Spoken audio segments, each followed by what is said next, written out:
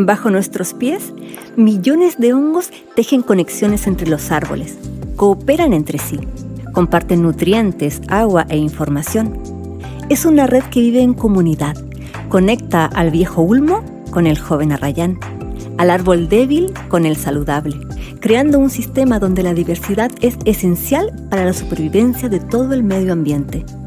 Así, el bosque aprende del bosque, del pasado y del presente. Los ecosistemas prosperan gracias a la variedad de especies que lo habitan. No hay una única manera de crecer, adaptarse y florecer. El bosque aprende del bosque. En Verdad y Belleza, quisimos explorar la multiplicidad de experiencias vinculadas al libro y los ecosistemas, aprender con ellas. Es por eso que, en este número especial de la revista, abordamos la mediación lectora inclusiva, con énfasis en la naturaleza. Invitamos a especialistas en el tema a abrir la reflexión en torno a las formas en que, por ejemplo, una persona ciega accede a la lectura, interpreta y experimenta las texturas de las cortezas de un árbol a través de los sentidos y las palabras. Como las personas sordas acceden a la lectura del mundo y se conectan con el bosque, y la forma en que las personas neurodivergentes perciben los patrones y leen lo que ofrece la naturaleza y los libros.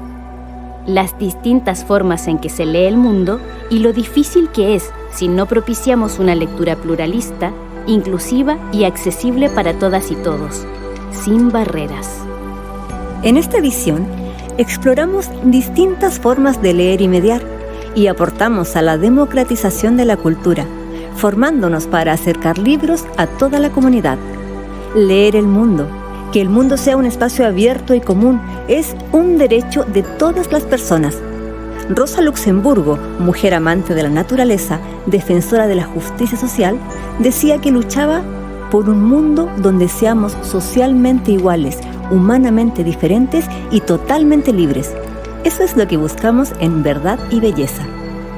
En los próximos minutos, escucharemos consejos para acercar experiencias lectoras a personas ciegas, personas sordas y neurodivergentes, y a toda la comunidad lectora a través de sugerencias y guías de mediación.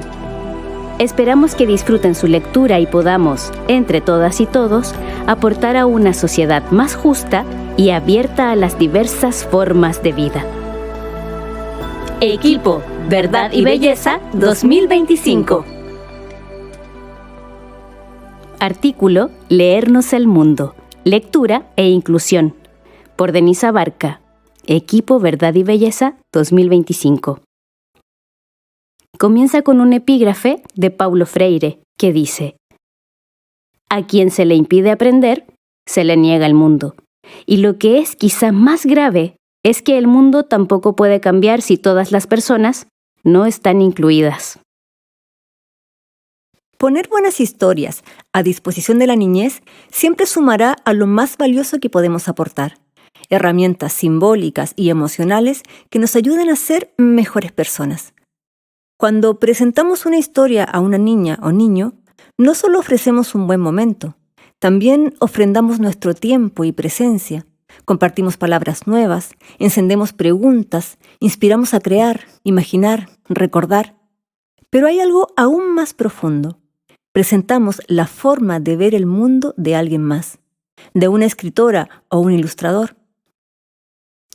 Personas que no somos nosotros, ni nuestros padres, ni nuestras profesoras. Personas que viven o vivieron en otras ciudades, otros cuerpos, otros géneros, otras culturas. Personas que escribieron desde otras necesidades, desde otras memorias, con otras luchas a cuestas y en otros tiempos. Les mostramos que hay un otro y que ese otro existe, y existe diferente. Y mientras accedemos a más libros, conocemos más formas diversas de ver el mundo. Esto nos invita a conocer y nos permite cuestionar, reflexionar, estar de acuerdo, en desacuerdo, repudiar, apoyar, asombrarnos, indignarnos, conmovernos. Nos permite comprender el mundo interno de un otro, aunque no lo compartamos. Necesitamos esta comprensión para desarrollar la capacidad de empatizar, gracias a la cual somos personas capaces de reconocer y validar la existencia de un otro y de ver en esas otras vidas un símil de la nuestra. Así sentimos doler también el dolor ajeno, y nos brilla en los ojos propios la alegría del otro. Así seremos juntos, una sociedad en la cual se trabaje por el bien común por sobre el individualismo. Ese es el más valioso aporte que las buenas historias hacen a la niñez. Con esta certeza, se hace más y más urgente que las buenas y diversas historias estén disponibles para todos y para todas. Los libros son un soporte para las historias, tal como el papel que envuelve un regalo. Y ese soporte, a veces, puede transformarse en una barrera que impide o dificulta el acceso autónomo a los relatos. Lo mismo ocurre con los libros informativos vinculados a la naturaleza, que acercan la experiencia y los conocimientos del mundo a otros. La niñez en situación de discapacidad visual, con ceguera y o con baja visión, requiere de un texto adaptado a su forma de aprender. Objetos literarios escritos en braille, ilustraciones en alto relieve, textos adaptados a formato audioliterario o mediadores que lean y describan en detalle las ilustraciones. Los niños y niñas de la comunidad sorda no necesariamente han aprendido a leer en español. Necesitan la interpretación de los textos a su lengua natural, para lo cual requieren de la presencia y acompañamiento de coeducadores sordos o mediadores bilingües. La niñez neurodivergente, por su parte, requiere diversas adaptaciones según cada contexto particular. Las personas mediadoras deben estar capacitadas e informadas sobre metodologías apropiadas para implementar según lo que observen, conozcan y aprendan en cada grupo o caso particular. Solo así podrán decidir, por ejemplo, si mediar con sistemas aumentativos y alternativos de comunicación, como pictogramas, símbolos, ilustraciones y o tableros de comunicación, entre varias otras adaptaciones. Estas opciones no son un lujo ni un recurso alternativo, son una necesidad urgente, porque las buenas historias son para todas las personas y porque todas las niñas y niños, sin excepción, tienen derecho a acceder a los cuentos. El acceso a la cultura es también pertenencia, y si no llega a todos los sectores de la sociedad, no es cultura, es privilegio. Es tarea de las personas mediadoras rescatar las historias y problematizar las prácticas de lectura, utilizando estrategias pertinentes para adaptar y ofrecer los recursos literarios a quienes tienen ganas de conocerlos, respetando y defendiendo así el derecho universal al acceso a la cultura y la educación. Al trabajar con la niñez, es inevitable desear que todas las niñas y los niños puedan acceder democráticamente a las buenas historias, porque apostamos por la justicia, y lo que no es accesible no es justo. En esta guía daremos algunas luces para que personas mediadoras de lectura expandan sus espacios de trabajo para abarcar contextos sociales cada vez más amplios, más diversos, más urgentes y trabajen por construir puentes donde antes solo hubo muros. Como advertencia, hay que adelantar que esto se trata felizmente de un camino sin retorno. Artículo Mediación lectora para la niñez de la comunidad sorda, por Denise Abarca. Consideraciones generales. Mucha atención. En español escrito, utilizaremos la S mayúscula en personas sordas para referirnos a quienes nacen con sordera o la adquieren a edad temprana, antes de adquirir otra lengua y se sienten parte de su comunidad. Las personas oyentes que adquieren la sordera a una edad más avanzada se denominan persona con pérdida auditiva o persona sorda, con minúscula. Las personas sordas son visuales. Su lengua natural es la lengua de señas. La adquieren como se adquieren todas las lenguas, al ponerse en contacto con otras personas que la utilicen. Algunas niñas o niños sordos que nacen en familia de personas oyentes tardan en acceder al contacto con otras personas sordas y, debido a eso, adquieren su lengua a una edad más avanzada. Algunas personas nunca la adquieren. No todas las personas sordas son usuarias de la lengua de señas. El acceso temprano a esta lengua está condicionado por el entorno familiar, social y educativo. La falta de políticas públicas inclusivas impide que muchas personas accedan a su lengua natural en etapas críticas de su desarrollo.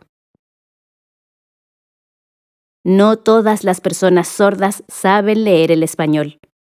Este funciona como una segunda lengua para las personas sordas, tal como lo sería el inglés o el chino para las personas hablantes naturales del español. Algunas personas sordas son bilingües. Se comunican en lengua de señas, saben leer el español escrito y algunas también optan por hablarlo. Estas últimas personas se denominan oralistas. Las personas sordas poseen una cultura propia, la cultura sorda. Pertenecen a ella las personas que nacen sordas o adquieren la sordera a muy temprana edad, antes de adquirir otra lengua. Existen personas con discapacidad auditiva o que adquieren la sordera en edad avanzada, pero estas personas se comunican en español oral y escrito, por lo tanto, no se consideran parte de esta cultura sorda. La cultura sorda se transmite de manera intergeneracional dentro de la comunidad sorda. Las escuelas para personas sordas, los clubes y las organizaciones culturales son espacios fundamentales para esa transmisión. Las lenguas de señas son lenguas naturales completas, con estructuras gramaticales complejas y capacidades expresivas equivalentes a cualquier lengua hablada. Como todas las lenguas, tienen particularidades locales, están vivas, mutan y se transforman continuamente. Cada persona sorda accede a la lengua de señas propia de su territorio y su contexto. Cada país posee su propia lengua de señas. También existe una lengua de señas internacional. No todas las personas sordas usuarias de su lengua de señas natural conocen necesariamente la lengua de señas internacional, ya que se estudia como una segunda lengua. Existe una forma de representación visual de las letras del alfabeto. Permite deletrear la forma en la que se escriben las palabras utilizando una mano. Esto se conoce como alfabeto dactilológico o alfabeto manual. No forma parte de la lengua de señas. Sin embargo, las personas sordas lo utilizan para hacer referencia a palabras puntuales, tecnicismos, neologismos, conceptos que no tienen señas o para reforzar la adquisición de la escritura de una segunda lengua. Las personas sordas tienen derecho constitucional al acceso a la cultura, la salud, la justicia y la educación en su lengua natural, que es la lengua de señas.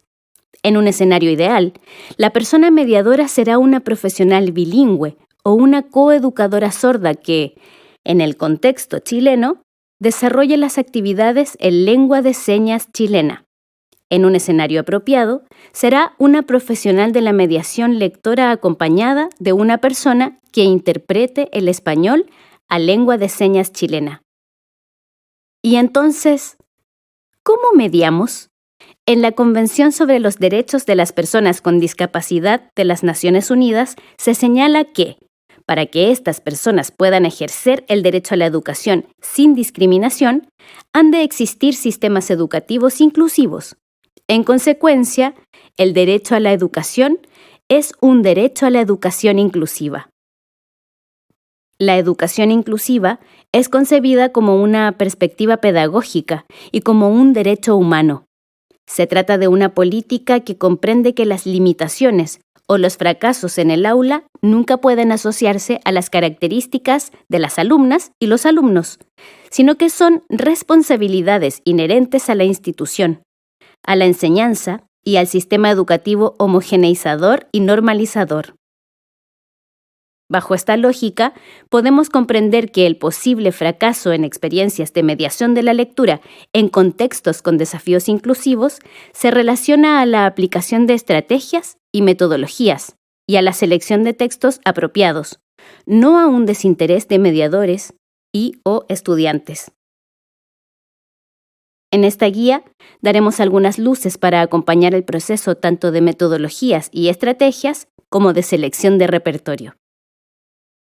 Para trabajar específicamente la exploración autónoma de libros en niñas y niños con sordera que no hayan adquirido necesariamente el español escrito como segunda lengua o se encuentren en proceso de adquisición, es recomendado optar por libros que utilicen como principal medio de comunicación aquello que nos une como lenguaje universal: las ilustraciones.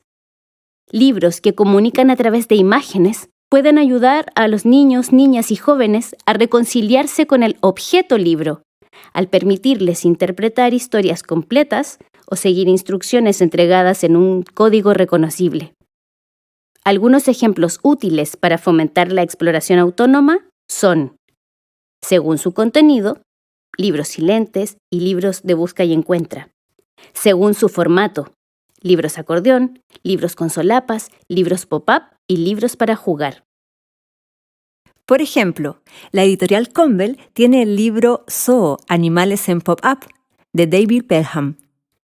Y la editorial Edelvives tiene la colección Veo Veo, donde está un caracol, un gato, un ratón, del autor Guido van Genechen. Ideas para mediar. ¿Quién me mira? Guía de mediación lectora para la niñez de la comunidad sorda. Recuerda, las personas sordas tienen derecho constitucional al acceso a la cultura, la salud, la justicia y la educación en su lengua natural, que es la lengua de señas. En un escenario ideal, la persona mediadora será una profesional bilingüe o una coeducadora sorda que, en el contexto chileno, desarrolle las actividades en lengua de señas chilena. En un escenario apropiado, será una profesional de la mediación lectora acompañada de una persona que interprete el español a lengua de señas chilena.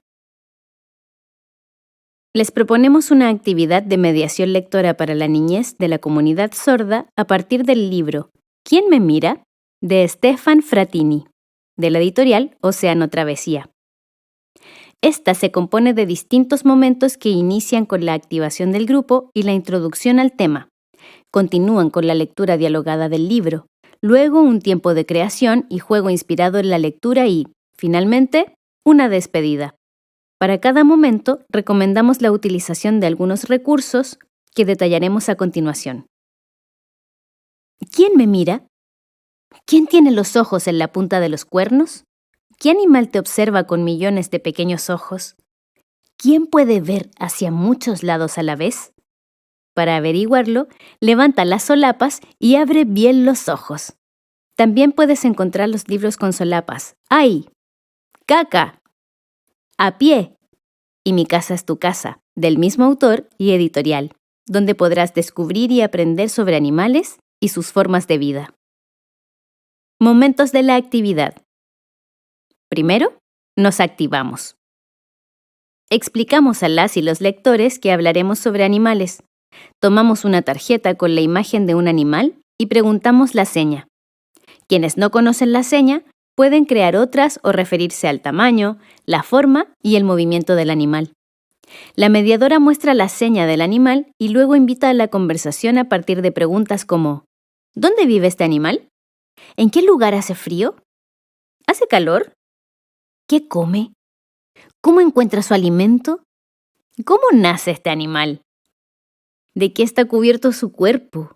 ¿Plumas? ¿Escamas? ¿Piel o pelo? En esta conversación podemos explicar o reforzar conceptos como ovíparo, vivíparo y ovovivíparo y escribir en la pizarra. Reforzamos utilizando el alfabeto dactilológico y explicamos con detalle en lengua de señas el significado de cada una de las clasificaciones. Para asegurarnos de que comprendieron cada clasificación, se les dará un número. 1, ovíparo. 2, vivíparo. 3, ovovivíparo. Mostramos las tarjetas de animales y el grupo debe responder mostrando el número con su mano. Para grupos de menor edad, se recomienda jugar con el hábitat. 1, terrestres, 2, acuáticos, 3, aéreos, 4, anfibios. Como recursos, utilizaremos tarjetas con imágenes de diferentes animales, mamíferos, reptiles, aves, peces, insectos.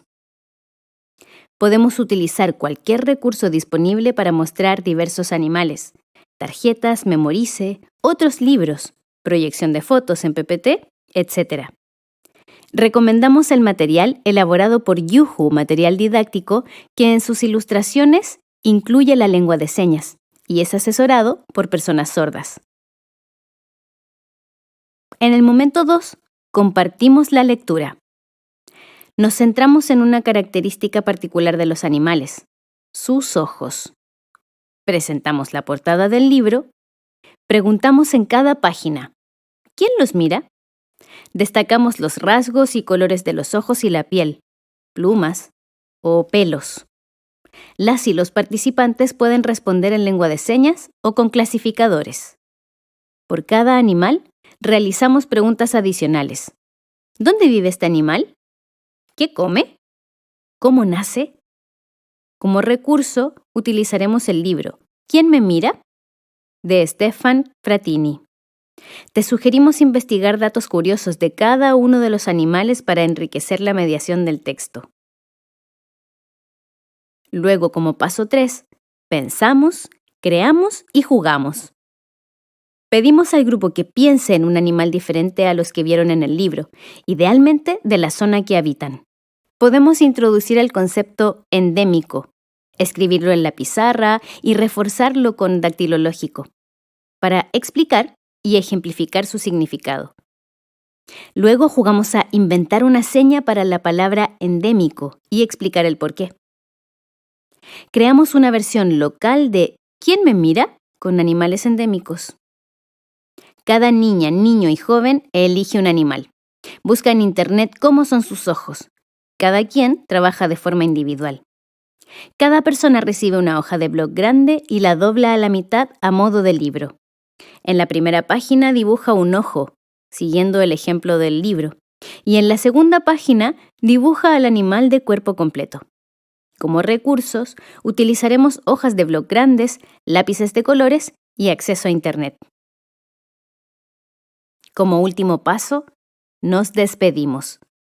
Para finalizar, cada participante realiza la mediación de su página, da pistas sobre su animal y el resto del grupo adivina de qué animal se trata. Como recursos, unimos todas las hojas para construir un libro de la actividad que se dejará en la sala o biblioteca. ¡Hasta la próxima lectura! Artículo: Mediación lectora para la niñez con ceguera y/o baja visión. Por Denise Abarca. Consideraciones generales. Mucha atención. La forma correcta de referirnos es persona ciega, persona en situación de discapacidad visual, persona con baja visión o pérdida de visión, siempre anteponiendo la persona antes que la condición. El resto de las personas son personas sin discapacidad visual. En ningún caso, las personas sin discapacidad visual son personas videntes. Las personas ciegas acceden a la lectoescritura autónoma a través del sistema Braille. Las personas que están en proceso de aprendizaje del Braille acceden a la literatura a través de audiotextos o lectores de pantalla. El Braille es un sistema de escritura táctil que permite a las personas ciegas leer y escribir en relieve letras, números, signos matemáticos y notas musicales. La lectura en Braille propicia la autonomía de interpretación literaria y respeta los ritmos y tiempos de la lectura individual. Hay variadas técnicas y recursos que facilitan el uso de la tecnología por parte de personas con ceguera o baja visión, adaptando dispositivos y software que permiten su autonomía y facilitan su inclusión en contextos sociales y educativos. Gracias a estas adaptaciones, las personas ciegas disfrutan de videojuegos, libros, redes sociales, páginas web, etc. El estudio y desarrollo de esto se denomina tiflotecnología. Para el desplazamiento autónomo, las personas ciegas utilizan las marcas en el pavimento podotáctil, el cual tiene una textura en relieve diseñada para guiar y advertir sobre cambios de dirección o desnivel en el camino. es responsabilidad de las políticas públicas resguardar la correcta instalación de estos elementos de seguridad y accesibilidad en todos los espacios públicos del país. La condición de ceguera es un espectro amplio. No todas las personas ciegas han adquirido la ceguera en un 100%, ni necesariamente el porcentaje de visión o ceguera es el mismo en ambos ojos. Hay personas que poseen restos visuales, es decir, un margen reducido de visión que varía en intensidad y calidad según cada caso particular. Audiodescripción narrativa. El concepto audiodescripción viene desde la producción audiovisual y se refiere a la descripción de elementos visuales claves para comprender el contexto en el cual se desarrollan las escenas. Estas intervenciones se insertan en los silencios naturales entre diálogos y explican aspectos como las expresiones faciales, las acciones, detalles importantes del vestuario y del espacio en el cual están los personajes. Se realizan en un tono neutro, evidenciando que se trata de un elemento externo y complementario a la producción original. Pero, ¿qué es la audiodescripción narrativa? Hemos añadido la palabra narrativa para llevar el concepto a la mediación lectora de libros álbum, tomando los elementos básicos de la audiodescripción adaptada a la naturaleza, el ritmo y el tiempo de interpretación que tienen las imágenes de las ilustraciones literarias. Es decir, tal y como la imagen completa el mensaje de los textos en los libros álbum, la descripción de la imagen es complemento a la lectura del texto, sin hacer una separación evidente entre ambos códigos, sino que compartiéndolo como un todo. ¿Cómo realizamos la descripción narrativa de un libro álbum? Recordemos que describir una imagen no es lo mismo que interpretar una imagen. Debemos limitarnos a decir aquello que vemos, no aquello que inferimos o pensamos sobre lo que vemos, ya que esa es tarea de cada lector. A continuación, escucha un ejemplo que explica claramente la diferencia entre describir e interpretar una misma imagen. Este ejemplo lo tomamos de la portada de El libro del osito, de Anthony Brown, de la editorial Fondo de Cultura Económica. Pon atención a una interpretación de imagen. En la portada se ve a un oso blanco y feliz, parado como un humano, el cual usa una corbata hermosa y apunta el título El libro del osito. El oso está en el patio de su casa. Tras él hay una bella pared de ladrillo.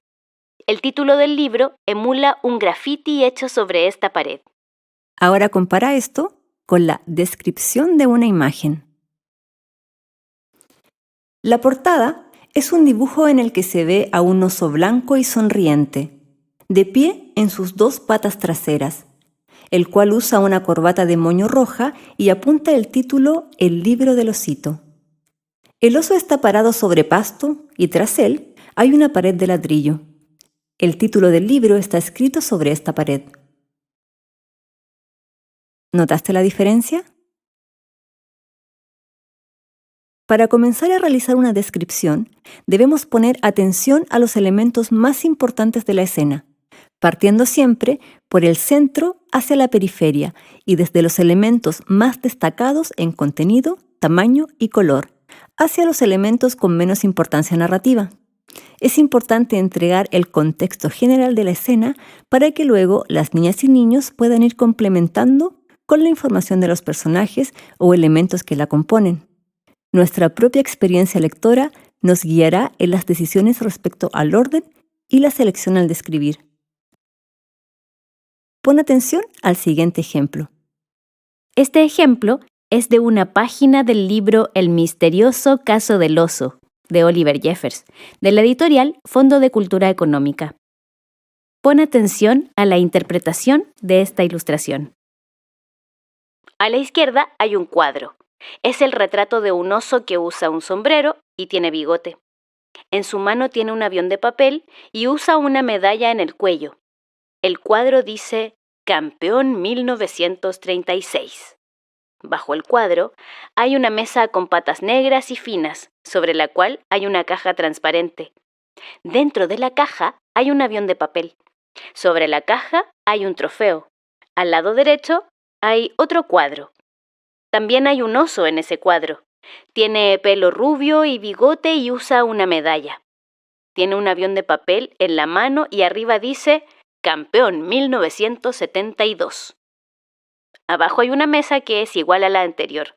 Hay una alfombra roja y sobre ella está parado el oso, mirando estos cuadros. Usa gorro rojo y está parado con sus manos atrás. Cerca de la pared hay una mesa con 4 libros, una lámpara y un contenedor con lápices. Arriba de la mesa hay una ventana. Afuera se ven montañas, algunas estrellas y un auto de la policía. Al lado de la ventana hay una puerta. Dice, toc, toc. Toda la escena es en el interior de una casa de madera. Compara la interpretación que acabas de escuchar con la descripción que escucharás. El oso está parado dentro de su casa mirando 2 cuadros exhibidos en la pared. En ambos cuadros se ve el retrato de unos osos que lucen medallas colgando de sus cuellos y tienen un avión de papel en la mano. Uno de los cuadros dice Campeón 1936 y el otro dice Campeón 1962. Bajo cada uno de los cuadros hay una mesa con un trofeo y un avión de papel. A través de la ventana de la casa se ve un auto de policía. Alguien golpea la puerta. Para realizar audiodescripción narrativa, es importante incorporar los 2 códigos, el visual y el escrito, a una sola narración, ofreciendo a las niñas y los niños la experiencia de recibir el mensaje como un todo. No debemos evitar hacer comentarios personales al narrar, por ejemplo, incorporar preguntas. El objetivo es mirar la escena, preguntarnos ¿qué quiere comunicar? Y, con el mismo objetivo que encontremos en la ilustración, hacer nuestra descripción. El relato debe sumarse al ritmo y al temple del libro. Si abusamos de la descripción, se pierde la trama y el relato. Escucha el siguiente ejemplo. Este ejemplo lo encontramos dentro del libro Los calzoncillos maléficos, de Aaron Reynolds, ilustrado por Peter Brown, de la editorial Picarona Obelisco. Pon atención a la interpretación de esta página. El dibujo muestra un calzoncillo verde al centro de la imagen, con ojos y boca. Sobre ellos se lee Calzoncillos maléficos, con letra verde. Abajo hay una mesa con otros 5 calzoncillos. En la mesa y los calzoncillos del centro se lee Demasiado terroríficos y Demasiado cómodos, también con letra verde. Frente a la mesa, de espaldas, se ve la silueta a contraluz del conejo que está mirando la mesa. El texto de la imagen dice, ¡eran magníficos! La escena es oscura, gris y negra. El verde de las letras y de los calzoncillos contrasta y resalta la imagen. Compara lo que acabas de escuchar con esta descripción.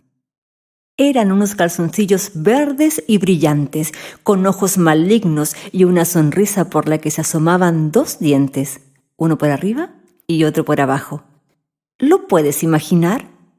Estos calzoncillos estaban junto a unos textos que decían «Calzoncillos maléficos, demasiado terroríficos, demasiado cómodos».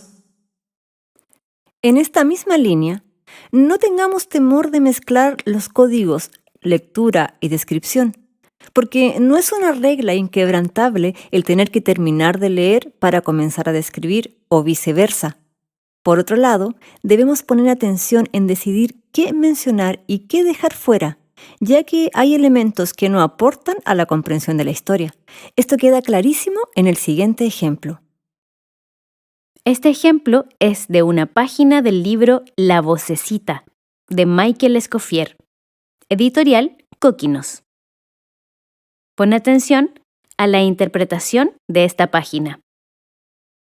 Se ve a Perico sentado en una silla de playa roja, tomando el sol sobre una roca enorme.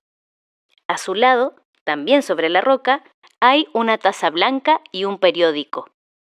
Frente a él, diagonal arriba, hay un sol amarillo y grande. En la esquina superior derecha se ve una pequeña nube gris. El texto dice, Después se tumbó a tomar el sol sobre una gran roca. Comparemos ahora con la forma sugerida de descripción. Después salió de su casa, con una taza de café y el periódico, y se tumbó a tomar el sol en una silla de playa sobre una gran roca. Artículo Mediación lectora para personas neurodivergentes, por Verónica Amanda. Consideraciones generales. Mucha atención. La neurodivergencia no es una enfermedad. El término se refiere a personas cuyo desarrollo neurológico difiere del considerado neurotípico. Esta diferencia puede manifestarse en la manera de procesar la información, comunicarse, percibir el entorno o gestionar emociones. No es una patología ni algo que deba ser curado, sino una forma de procesar información y, por lo tanto, expresar esta misma. No todas las personas neurodivergentes se comunican de la misma forma, ya que esta puede ser verbal, escrita, gestual, alternativa o aumentativa. Algunas personas usan tableros de comunicación, aplicaciones, pictogramas o señas propias. Es importante respetar y facilitar estos medios sin imponer formas de comunicación estándar o neurotípicas. Las experiencias sensoriales pueden ser intensas o atenuadas. Muchas personas neurodivergentes tienen hipersensibilidad o hiposensibilidad a estímulos como luces, sonidos, texturas, olores o sabores. Estos factores deben considerarse en la planificación de actividades, ya que pueden generar sobrecarga sensorial o, por el contrario, falta de estimulación. Las personas neurodivergentes tienen formas distintas de aprender y participar. Algunas personas necesitan estructuras predecibles, apoyos visuales, instrucciones claras, rutinas, tiempos flexibles, espacios de regulación emocional o periodos de descanso. Los formatos tradicionales de participación pueden excluirlas. Es clave incluir una sesión de diagnóstico y vinculación para conocer qué tipo de adecuaciones realizar. Si son actividades de una jornada o sesión, considerar metodologías multimodales, acondicionamientos de espacios y flexibilidad ante las situaciones emergentes. La inclusión no es adaptación individual, sino transformación colectiva y expansiva. No se trata de incluir a una persona neurodivergente en un espacio que no fue diseñado para ella, sino de transformar el entorno para que todas las formas de neurodivergencia sean contempladas desde el inicio. Algunos principios para la mediación con personas neurodivergentes. Valida su experiencia sin patologizar. No uses términos como «ustedes son especiales». Utiliza un lenguaje que promueva la dignidad y la autonomía. Pregunta antes de asumir. Cada persona neurodivergente tiene necesidades y preferencias distintas. Evita generalizar. En el ideal, utiliza una sesión para conocer y vincular las preferencias de las personas. Acércate, sin invadir, de forma firme, sencilla, concreta y clara. Pregunta si hay algunas cosas o dinámicas que les resulten displacenteras y consulta, por ejemplo, ¿qué necesitas para participar con comodidad? Recuerda que esta pregunta es primero al grupo en general y después se personaliza a las personas neurodivergentes. En algunos casos hay timidez y se prefiere no hablar en público. Por lo tanto, evita exponer a la persona. Usa apoyos visuales y secuencias claras. Los pictogramas, esquemas, horarios visuales, pasos enumerados y otros elementos pueden facilitar la comprensión. La anticipación reduce la ansiedad. En lo posible, anota los momentos de cada sesión y manténlos a la vista para que cada persona sepa la secuencia que seguirá. Intenta reforzar que eso es una guía que puede variar. Esto ayuda a la flexibilidad cognitiva. Si bien estas ayudas visuales resultan necesarias, Recuerda no saturar los espacios. Crea espacios de regulación y descanso. Las pausas, el movimiento corporal libre, los objetos de estimulación sensorial o los rincones tranquilos pueden ayudar a sostener la participación y el bienestar. Estos pueden ofrecer una pausa cuando notes que la concentración o el interés estén disminuyendo. La pausa guiada puede ser ofrecida por 5 minutos, para luego retomar o entregar una actividad complementaria a la temática que estés abordando. Respeta el silencio y la forma en que se vinculan. Algunas personas no hacen contacto visual, no hablan en voz alta o son resistentes al contacto físico. No fuerces ni interpretes esto como falta de interés o respeto. Algunas personas presentan mutismo selectivo. Es recomendable siempre dar la posibilidad de participar. De lo contrario, ofrecer un espacio seguro y otra actividad que pueda asociarse a lo que hayas preparado que sea más acorde a la necesidad de la persona. En algunos casos, cuando estén participando, notarás que su concentración o energía dispuesta a la actividad disminuye. Entonces, puedes ofrecer espacios de descanso con el compromiso de integrarse nuevamente para el cierre. Esto mantiene el vínculo con la actividad y ayuda a no generar rechazo o descompensación por agotamiento sensorial. No interpretes literalmente los comportamientos. Las formas de expresión pueden ser distintas. Estereotipias, ecolalia, cambios de tono o dificultad en leer emociones ajenas. No interpretes estas señales desde un juicio neurotípico. Si hay algo que llame tu atención o esté afectando la actividad general, no temas preguntar con sencillez y cercanía. Si hay alguna persona con una necesidad más relevante, puedes optar por darle un descanso o una actividad guiada con acompañamiento. ¿Quiénes pueden mediar? Idealmente, la persona mediadora será alguien que comprenda que la accesibilidad cognitiva requiere de ajustes propios para cada neurodivergencia. Es fundamental mediar con respeto, conocimiento y flexibilidad ante cualquier descompensación. Es importante que la experiencia de mediación lectora o artística cultural sea acompañada de constante formación para ir adquiriendo un lenguaje adecuado, herramientas diversas y estrategias oportunas. Artículo: Neuromitos acerca de las personas neurodivergentes. Desmitificando creencias capacitistas y promoviendo prácticas de expansión. Por Verónica Amanda.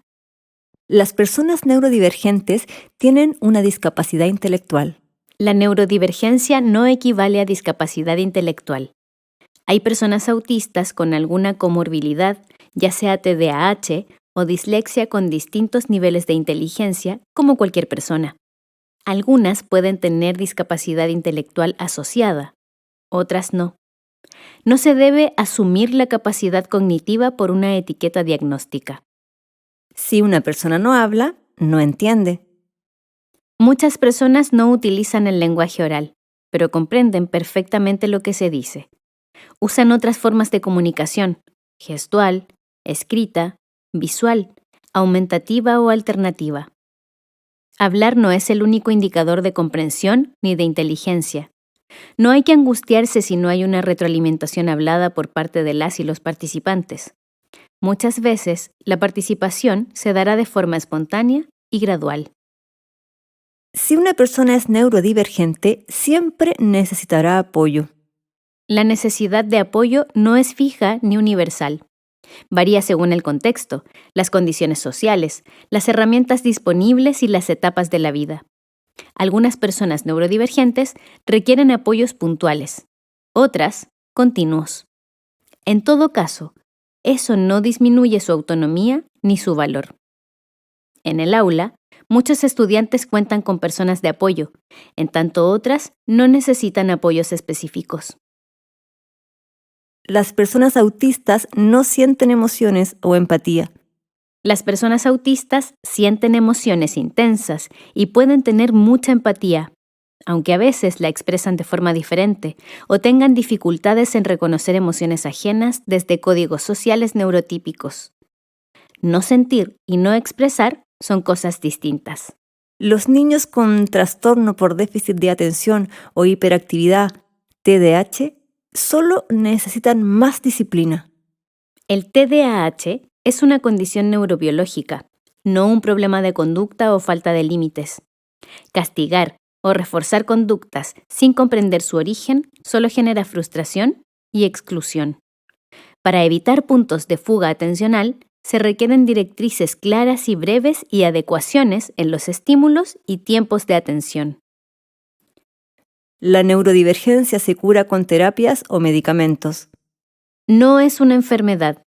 Algunos tratamientos o apoyos pueden mejorar la calidad de vida, ayudar con la regulación emocional o la organización, pero no tienen como fin normalizar ni corregir la diferencia. Buscar la cura es una idea patologizante que invisibiliza el derecho a ser quien se es. Usamos solo el 10% del cerebro. Este mito generalizado no tiene base científica. Las neurociencias han demostrado que el cerebro humano funciona como un sistema integrado, donde la mayoría de sus partes tienen actividad, incluso en reposo.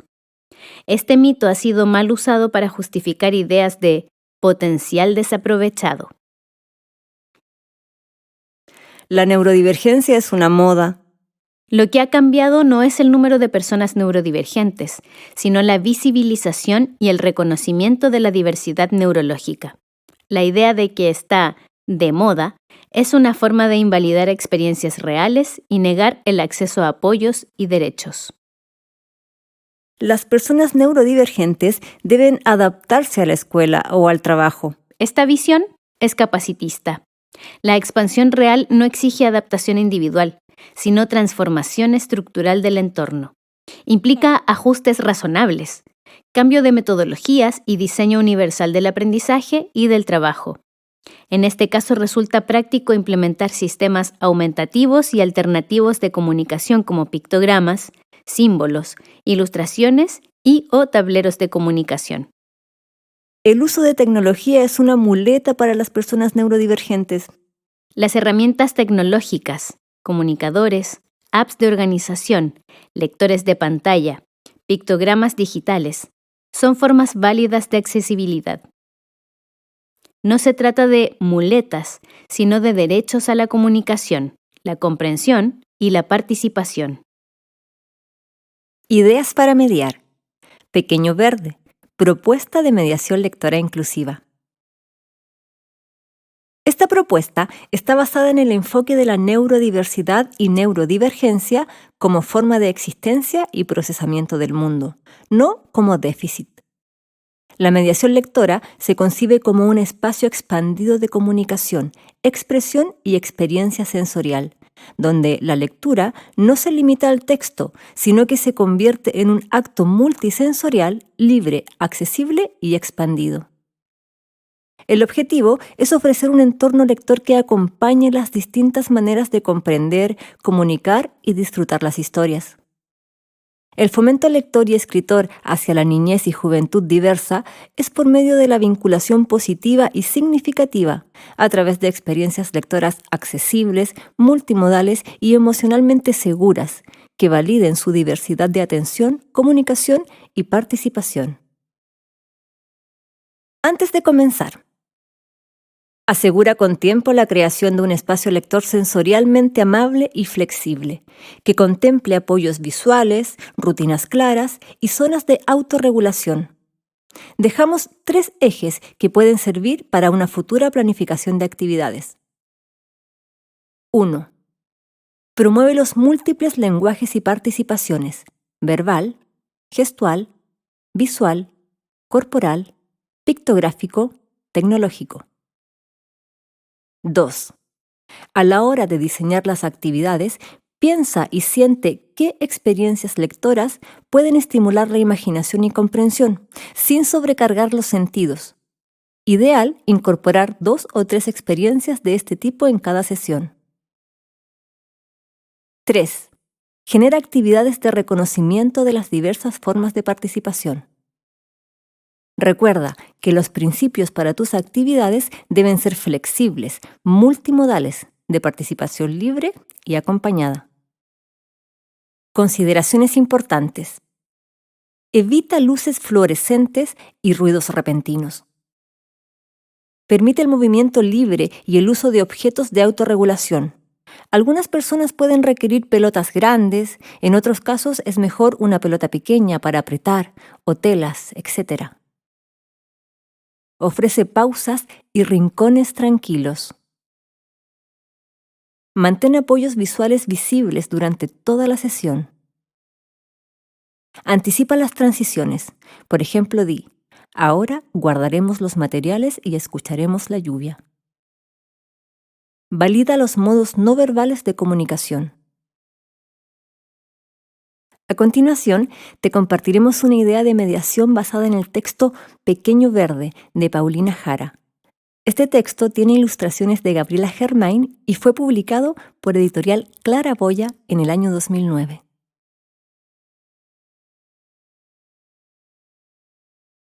Una semilla viaja del bosque a la ciudad, donde queda atrapada bajo el asfalto. Con la ayuda de pequeños seres vivos, logra crecer hasta romper la superficie. Pequeño Verde es un libro que combina versos poéticos e ilustraciones luminosas que celebran la naturaleza y el poder vital que insiste en florecer. Actividad de mediación. Primero, la bienvenida y la regulación inicial. Partimos con una recepción tranquila, con un sonido ambiental de bosque, como agua, aves. Luego, presentamos el horario visual de la sesión, pictogramas con inicio, lectura, exploración, descanso y cierre.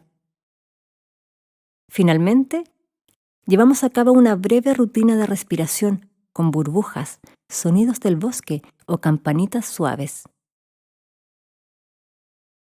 Como recursos, utilizaremos pictogramas con momentos de la sesión, audios con el sonido del bosque, burbujas o campanitas.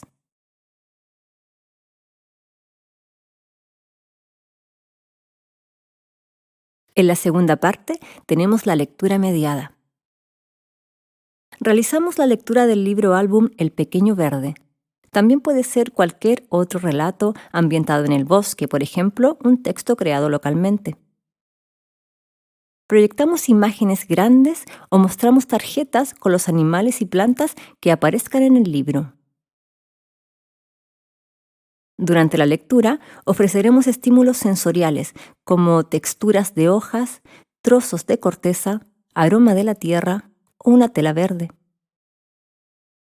Validaremos todas las formas de atención: escuchar, mirar, tocar, balancearse, dibujar, etc. Los recursos que utilizaremos en esta etapa son el libro Pequeño Verde y tarjetas o proyección de imágenes de animales y plantas, hojas reales, ramas, difusor con aroma a tierra, a pino y una tela. En un tercer momento, realizaremos el cierre sensorial y la reflexión no verbal.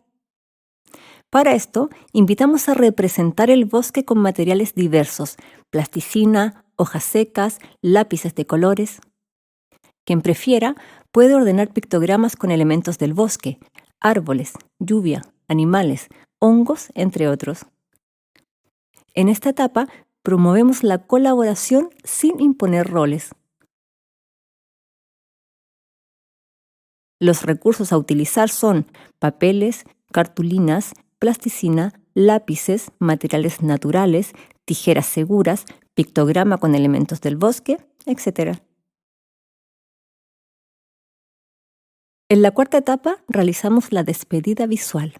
Mostramos el pictograma fin de la sesión y agradecemos la participación con un gesto o una imagen, por ejemplo, una tarjeta de agradecimiento o calcomanía. La mediación de libros con una ética de cuidados para personas neurodivergentes no necesariamente depende de un diagnóstico, sino más bien de lo que se pueda proponer en torno a su estética y sus contenidos. Lo ideal son libros que ofrezcan, a través de múltiples sentidos, lenguajes y posibilidades de interpretación, acceso y conexión emocional. Libros que despierten la curiosidad y la participación.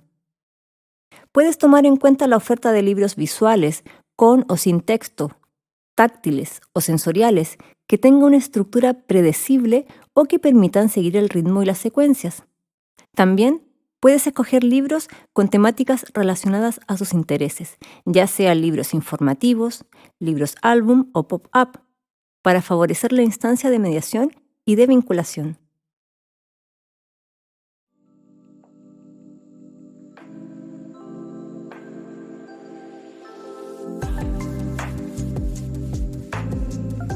En ONG Alerce trabajamos por promover la responsabilidad y participación de las personas en el cuidado y respeto de nuestro patrimonio natural. Te invitamos a conocer las versiones previas de Verdad y Belleza en www.ongalerce.cl.